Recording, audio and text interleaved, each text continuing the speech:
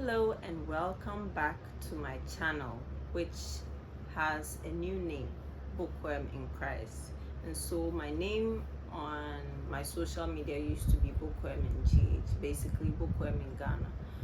But in recent months, I would say, I have found a renewed purpose in my life to basically let my identity in Christ be showcased for all the world to know. I'm a Christian, and I have found that I've been growing closer to God. I've been taking my walk with God more seriously, and I have found that I want that to be evident in everything I do. And as someone who loves books, who loves reading, and who has found renewed interest in promoting Christian literature, I thought what better way to show that than a change in name to demonstrate that I am a new creation in Christ. As I've been growing in my faith, I have also been purging my library. I have a blog, abnakakari.wordpress.com, where I will be sharing more on that journey and how my reading is reflecting that. But basically, if you've been following my channel, you know that since COVID, I found a new interest in reading romance, and eventually I realized that there seems to be more popularity around those that have a lot of explicit intimate scenes, explicit words, and so on. And I found that the deeper I get into my Christian walk, I found that that doesn't sit well with me. And I'll share the Bible verse which has been underlying my decision to sort of purge my library and fill it with more Christian literature, literature that really reflects Christ, and that basically will help anyone who is a believer to align their reading more closely with what would make Christ happy. And so I've been reading and buying more Christian romances, and in my search for more Christian romances, I found that, well, as is common in most of the traditional publishing world, a lot of the authors that get popularity are white authors. And if you've been following me for a while, you know that I'm very passionate about providing a platform and more visibility for Black authors and authors of color.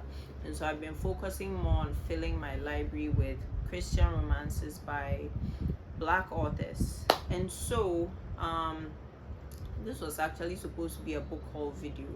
I don't know if I'll cut this up and let it be a separate intro, or I'll just go on with the book haul. But I have purchased quite a number of books in the past few months, and I thought I would share them. I've been posting a few of them on my TikTok, if you've been following me on there, but not all of them have made it into those videos. And so I thought I would do longer videos here on YouTube to reflect my new library. And so without further ado, I think I'll just start with these ones here. So some of them I've loaned out. Now that's also a new change in my life. I never used to like loaning out my books because sometimes they would never come back, or they'll return in worse shape than they were before. But I found that I have more of a giving spirit now.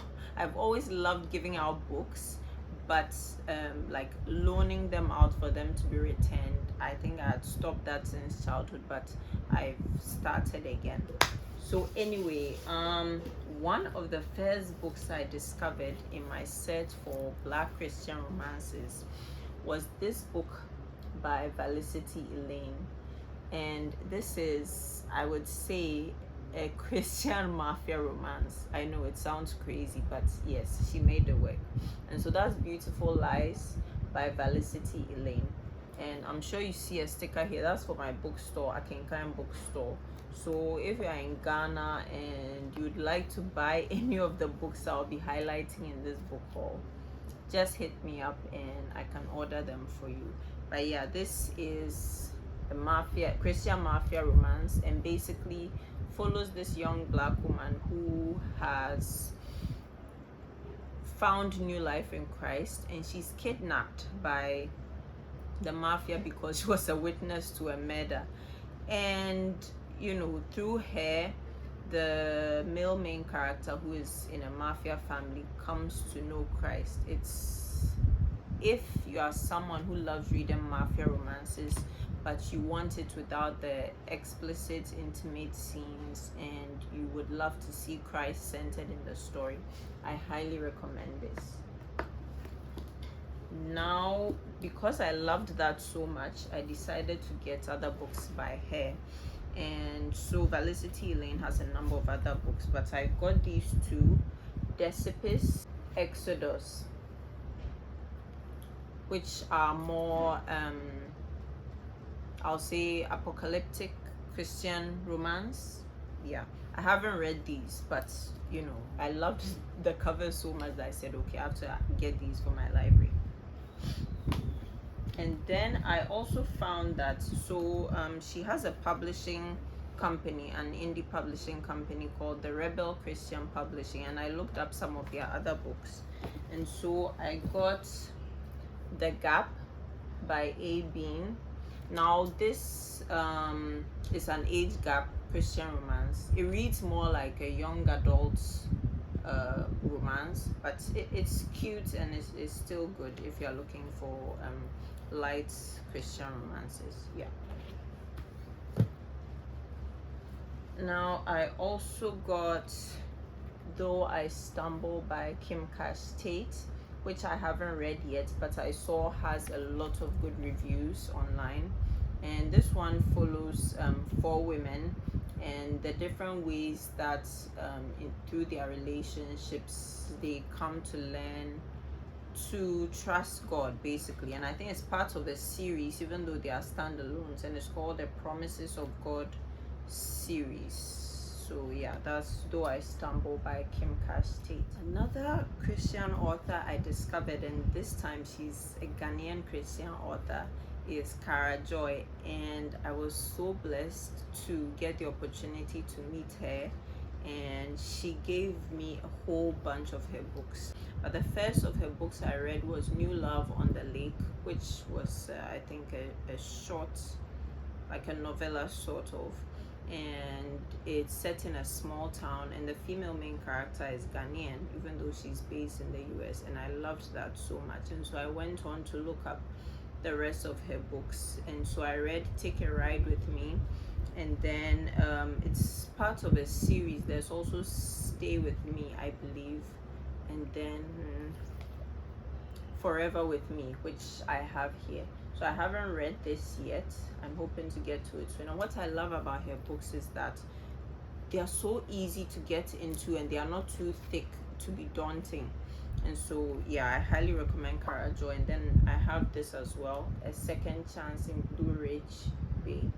And so that is part 1 of my Christian romance book haul. Stay tuned for part 2.